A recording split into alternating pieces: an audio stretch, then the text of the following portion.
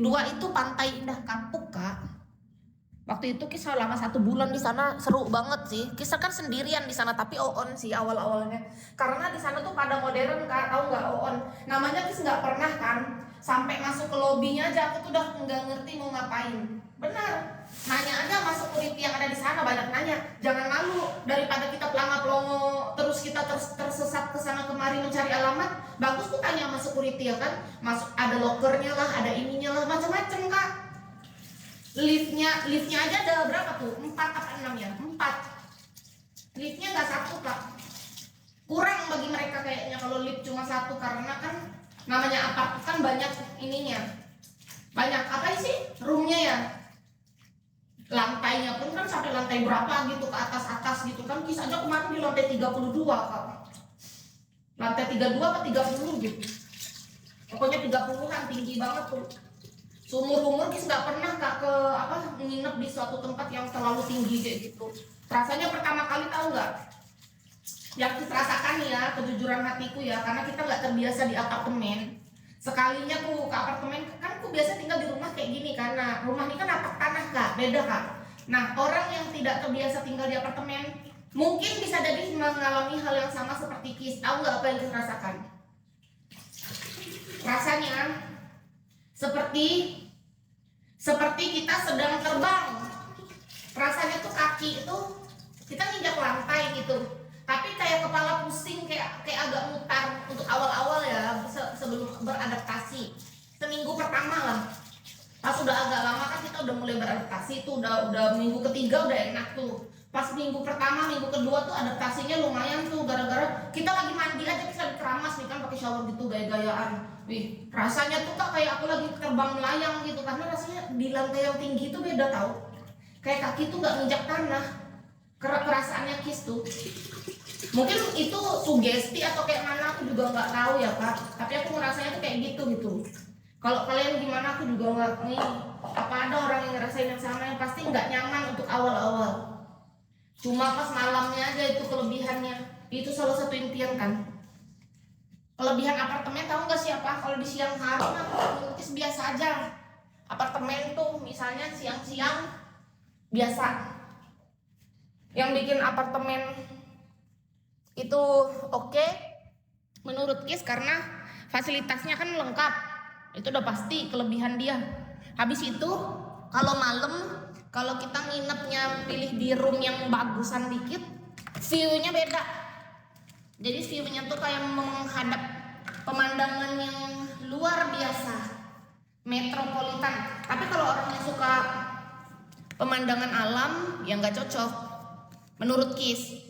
Kalau orang yang suka pemandangan kota, kayak gedung-gedung tinggi, cocok banget di apart. Beneran deh, di malam tuh kayak rasanya healing. Menurut Kis ya, di apart tuh rasanya pas malam nih, kan lampu-lampu apart di pemandangan di situ tuh beda, Kak. Sangat jauh berbeda dengan kita yang biasa di kampung. Pemandangan mereka itu, Kak, ini, Kak, apa ya? Kalian di apart mungkin sudah biasa, tapi beda-beda room, beda tahu pemandangannya. Jadi ceritanya gini. Awalnya Kis coba-coba. Ku coba room yang satu ini kok harganya jauh murah gitu. Jadi Kis tuh kan gak ngerti ya. Namanya orang di Palangkaraya kan gak ada apartemen. Jadi Kis tuh lihat, padahal nih bagus nih kamarnya gitu. Kis bilang, kok harganya jauh? Padahal kamarnya sama-sama bagus. Tahu-tahu yang membedakan apart itu harganya lebih tinggi. Tahu nggak apa? View-nya. Jadi itu ibarat kayak villa di Bali. Villa di Bali kan semakin pemandangannya tebing tinggi semakin mahal kan. Pemandangan sawah udah mahal tapi setidaknya masih di sini gitu. Kalau cuma kos-kosan biasa nggak ada pemandangan kan. Ini kos-kosan misalnya nggak ada pemandangan, jadi harganya di bawah. Ada lagi namanya villa dengan pemandangan sawah, agak naik dikit, upgrade. Terus ada lagi di atasnya yang pemandangannya tuh itu yang kayak tebing, tapi tebing pun ada grade-grade-nya. Ternyata sama kayak di apartemen. Kis baru tahu. Kalau Kis nggak pernah, Kis nggak akan paham. Jadi pas waktu itu tuh nanya apa perbedaannya, yang kulihat cuma gambar sama, fasilitas sama, semua sama, Kak. Kamar sama, misalnya ada kasurnya gini-gini, semua penataan mirip, kolam renang apa sama aja, private pool gitu kan. Tahu-tahu yang membedakan apa? Yang membedakan view kak. Ternyata yang dijual orang-orang itu tahu nggak kak? Pemandangan. Dari situ Kis tuh mengambil kesimpulannya kayak gini, sama kayak di apartemen. Kalau kakak lihat apartemen kok kelihatannya padahal sama-sama bagus nih, tapi kok yang ini lebih mahal gitu. Oh ternyata karena pemandangan dia. Kalau kita buka jendela atau menghadap ke jendelanya beda gitu, view-nya memang lebih indah, menarik gitu. Jadi dari situ kita dapat kesimpulan apa? Ayo. Nah, pasti belum tahu nih.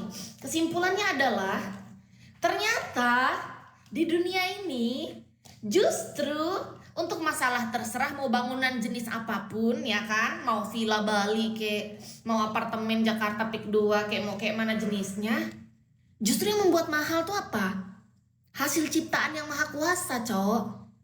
Hasil ciptaannya dari yang maha kuasa. Yang maha kuasa itu ciptaannya kayak misalnya pemandangan dari semakin tinggi semakin jauh mata memandang ya kan. Kalau bagus kelihatannya, nah kerennya itu.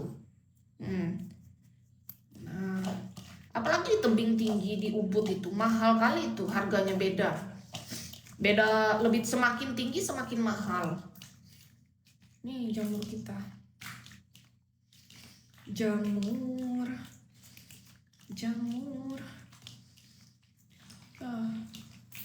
Aduk-aduk. Dibiarkan dulu kali 5 menit.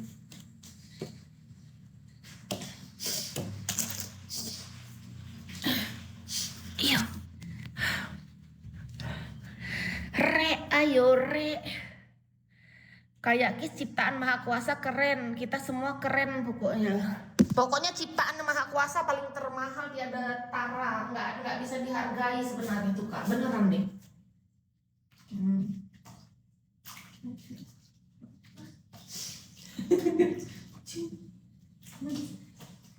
Saya kasih air panas nanti dia kamu ya. Gue rendam pakai air panas ya.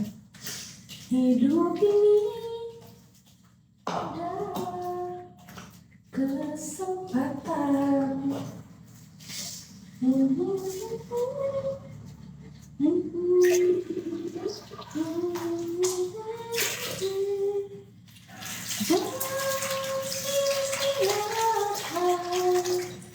Waktu yang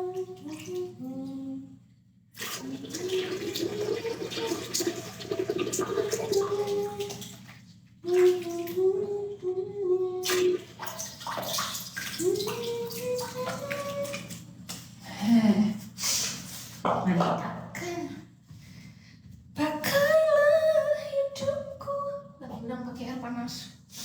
Selagi aku masih kuat, bila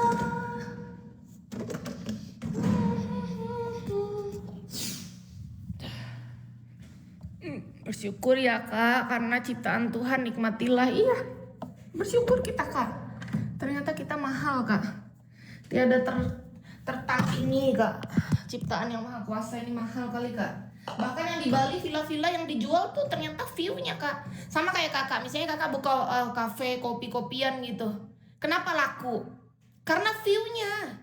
Orang rela bayar mahal. Satu gelas kopi yang biasa 10.000 di situ jadi 50.000, bahkan 100.000 satu porsi misalnya.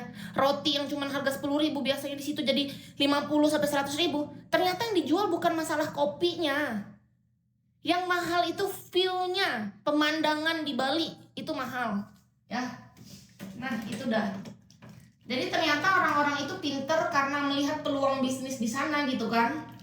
Mereka membangun bisnis kayak jual-jual kopi, roti-rotian, indomie-indomian gitu kan.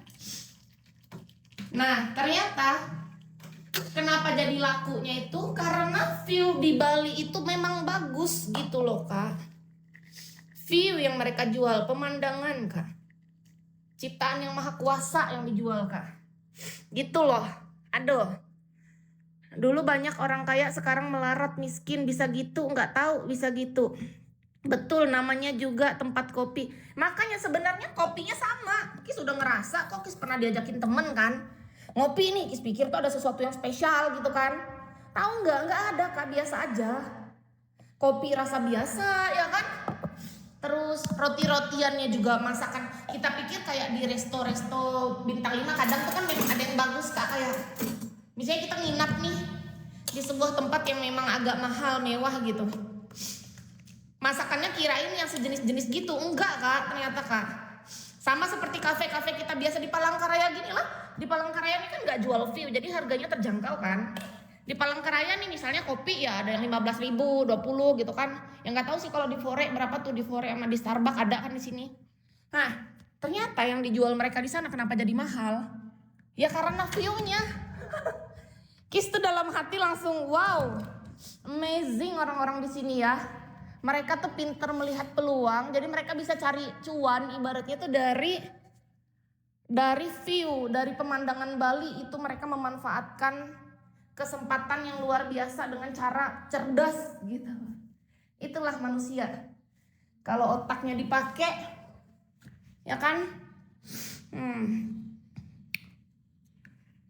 Menantikan komentar tertarik ke atas pembicaraan kakak. Halo Bang Sule, makasih. Yang kata kakak tadi apa tuh yang topiknya kalau ada orang kaya jadi miskin Kak? Kaya sama miskin tuh menurut Kis tuh hanya keadaan sementara Kak. Iya, nggak ada orang yang selamanya kaya, nggak ada orang yang selamanya miskin. Maksudnya gini, miskin dan kaya tuh manusia biasanya ngelihatnya dari mana? Dari jumlah uang. Banyak orang yang uangnya banyak tuh pola pikirnya miskin. Banyak orang yang mungkin uangnya belum banyak tapi pola pikirnya kaya. Jadi semua itu tuh hanya keadaan sementara. Bersilih berganti aja, karena memang muter. Nggak ada yang dia misalnya saldo kakak 1 miliar terus gitu kan, enggak. Jadi kayak ada kalanya misalnya 1 miliar masuk ke rekening kakak. Kalau kakak pebisnis bisa jadi langsung habis dalam hari itu 1 miliar itu kakak putar di perbisnisan atau saham atau apapun itu kita nggak pernah tahu kan. Macam-macam lah kebutuhan. Nah, jadi kalau kita bilang kakak kaya padahal uangnya nggak kelihatannya. Kayak di bank aja kan kita tuh cuma melihat angka. Orang manusia tuh sukanya tuh melihat tuh cuma dari sebuah angka gitu. Sudah kalau misalnya, tapi memang semua tuh berputar gini loh. Bahkan yang dulu kita pikir bank itu misalnya di bank tuh orang, mas bayangin kita berapa orang yang nyimpan duit di bank.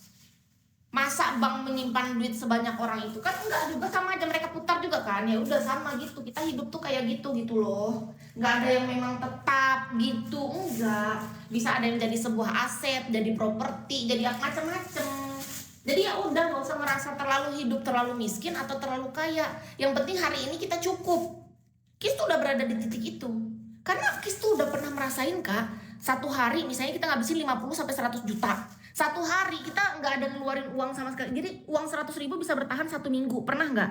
Pernah. Dan nggak ada bedanya gitu. Sama-sama makan, sama-sama hidupnya tenang. Yang penting kan bebas hutang. Yang penting kita nggak ngerugiin orang. Gitu aja. Yang bikin kita banyak pikiran tuh karena banyak mau Kak. Banyak mau tapi maunya tuh nggak disesuaikan sama kemampuan. Gitu. Sebenarnya orang tuh kenapa banyak yang dia banyak pikiran, banyak apa tuh? Ya karena dia tuh misalnya maunya sesuatu yang tidak sesuai dengan kemampuan dia. Kita punya gaji UMR misalnya 5 juta atau 3 juta sebulan, tapi kita kebanyakan maunya terlalu tinggi, ya harusnya disesuaikan. Kalau Kis mah tipenya suka nyesuaiin. Kalau penghasilanku segini berarti aku mengelola segini nih. Kalau penghasilannya agak naik, oh aku tahu apa yang harus aku lakukan. Oh kalau misalnya lagi turun, aku juga tahu apa yang harus aku lakukan. Intinya disesuaikan. Nah, hidup ini itu namanya seni beradaptasi.